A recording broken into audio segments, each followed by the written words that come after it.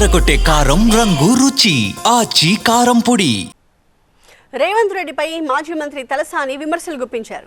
రేవంత్ రెడ్డి తన భాష మార్చుకుని సీఎం హోదాకి తగ్గట్టు నడుచుకోవాలని సూచించారు. ఎన్నికల ముందు సాధ్యం కాని హామీలు ఇచ్చేసి అధికారంలోకి వచ్చాక ఆ హామీలు ఎగ్గొట్టారని మండిపడ్డారు. జీహెచ్ఎంసీలో డివిజన్ల ఏర్పాటు గందరగోళంగా ఉందని ఆగ్రహం వ్యక్తం చేశారు.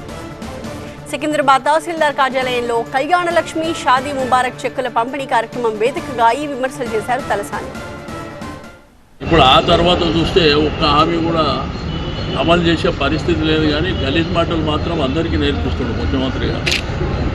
అంటే ఎవరికైతే ఇప్పుడు చదువుకున్న జనరేషన్ కానీ గతంలో ఉన్నటువంటి జనరేషన్ కానీ బూతు మాటలు ఎట్లా మాట్లాడాలో చాలా స్పష్టంగా నేర్పిస్తాడు అందరికీ.